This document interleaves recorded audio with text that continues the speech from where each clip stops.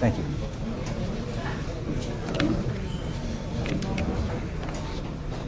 How's everybody doing today? Good. Thank you, Judge Reeder. I'd also like to thank my wife, Leslie, my younger brother, David, who's also a Glen Oak grad, who's living down in Columbus, went to Ohio State for medical school. My little nephew, Jonah, who made the trip, youngest member of the audience by far today. And my brother's close friend, Matt Miller, who played at Glen Oak with David. What I'd like to do today is start with a brief overview of the topics we're going to cover. I'm going to start with a background in sports management and give you the story of how I got involved in the industry. I'm then going to touch on different aspects of building and running a sports agency. What are the components involved? And I'll include a real-life NFL success story from last year. And finally, I know it's the hot topic nowadays, but we're going to discuss the NFL lockout, the background and status of the CBA negotiations, the failed CBA negotiations, and my prediction for what the future will hold. Sports management, what is it?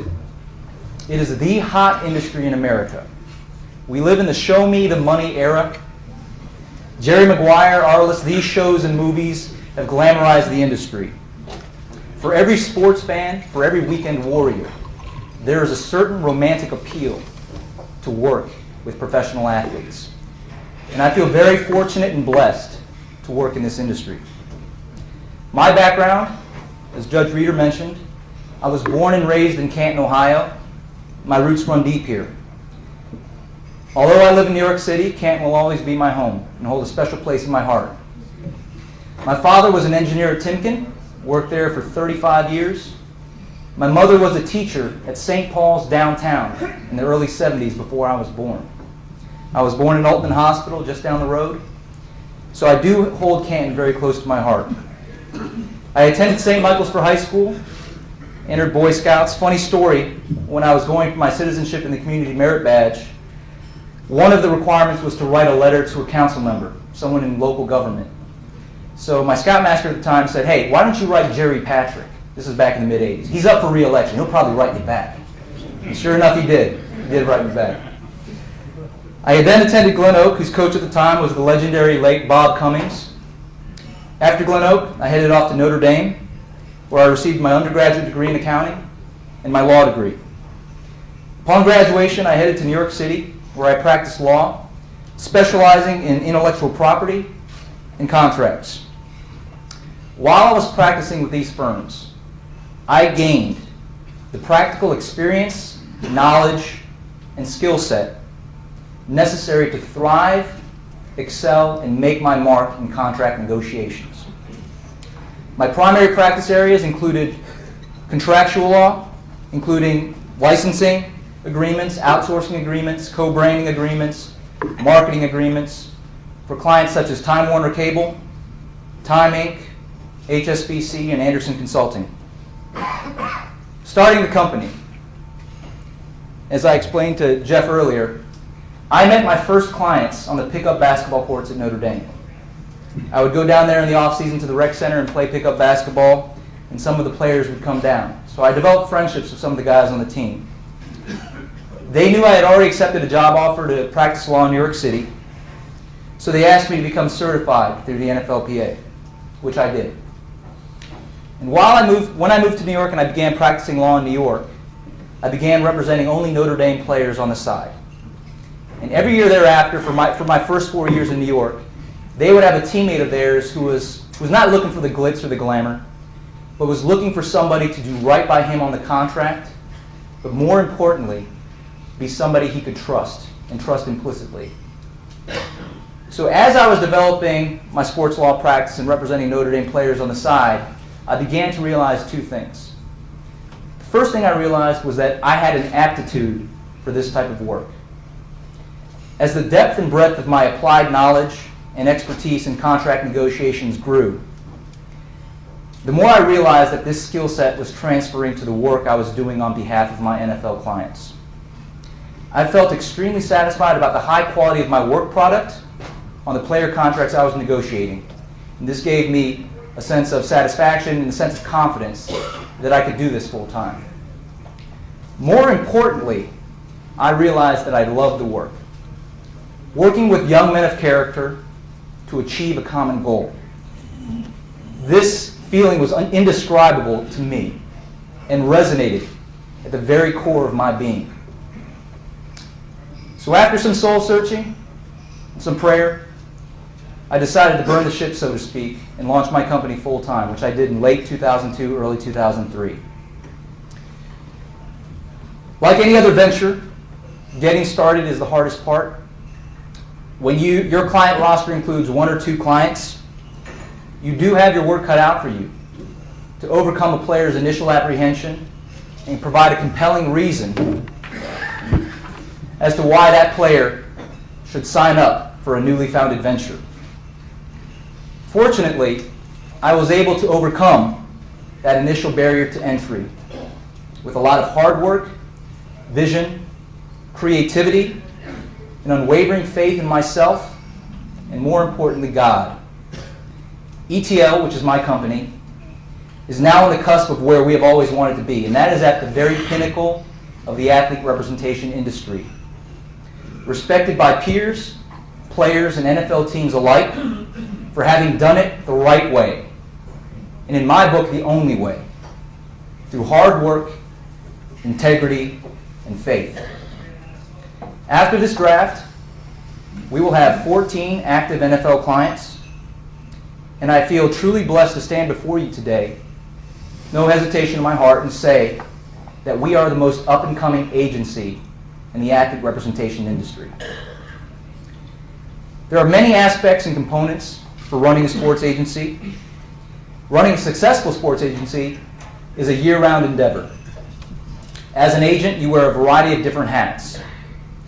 On any given day, you are a lawyer, you are a negotiator, you are a financial advisor, you're an accountant, you're a bodyguard, you're a publicist, you're a confidant.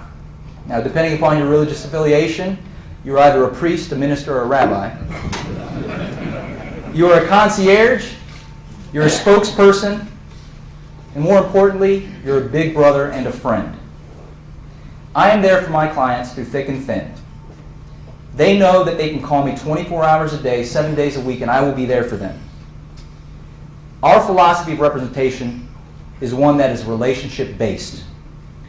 We strive to develop and cultivate a high level of trust and loyalty by employing a hands-on, meticulous approach. Dependability and integrity are keys to building credibility and ultimately trust. This fundamental principle of effective representation can be boiled down to a simple phrase: doing what you say you are going to do, when you say you are going to do it, and doing it to the very best of your God-given ability. Ecclesiastes 9:10 states that whatever you put your hand to do, do it with all your might. These are words to live by. Different aspects of the agency business, scouting and recruiting is key, because signing players who make NFL teams and earn you commissions is essential to your survival and growth as an agency. We will target different schools and different players based upon certain connections and nexuses. For instance, players from my alma mater, which is Notre Dame, or the alma mater of one of my associates.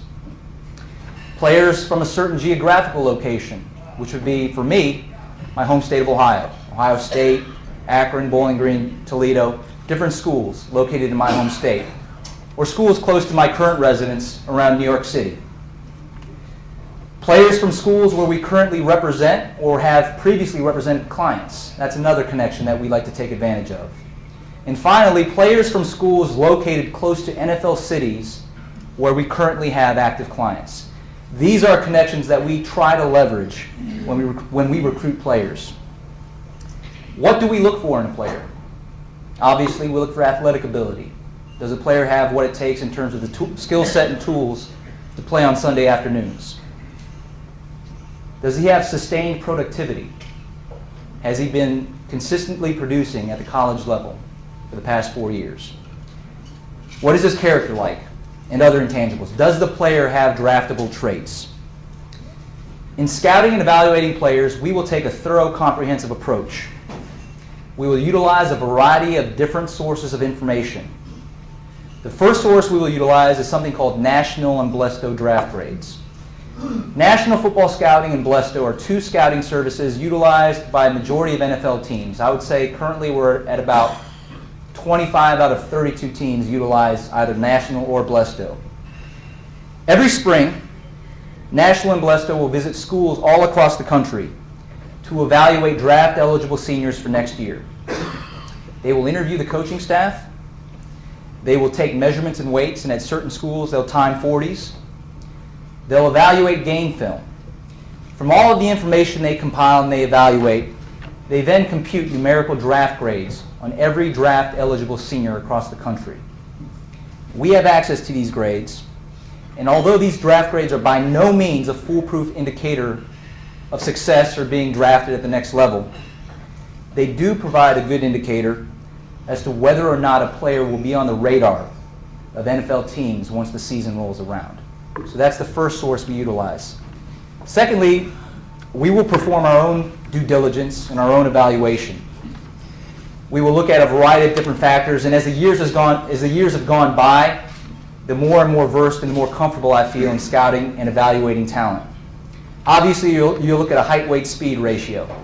You know, if you have a linebacker who's 6'4", 245 pounds and runs a 4.6, that's an excellent height-weight-speed ratio. Excuse me. You look at arm length, hand size. Obviously, long arms are essential. They're great for an offensive lineman or a defensive lineman. Big hands are great.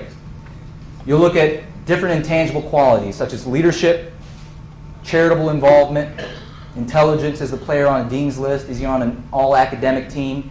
Has he made the honor roll, whether in high school or in college? Does the player have sustained productivity? Are his statistics moving on an upward slope? Has he increased his productivity every year in college? If so, that is looked upon very favorably by NFL teams. Once we compile our initial recruiting list, we will then follow up and scout games and performance during the fall, whether in person at games or on TV. Finally, throughout the fall recruiting period, after having set up initial meetings with players and parents during the summer and fall, we will then begin to narrow down our list. To our own evaluation, we will then utilize our final resource, which is feedback from NFL scouts, coaches, personnel directors, and GMs.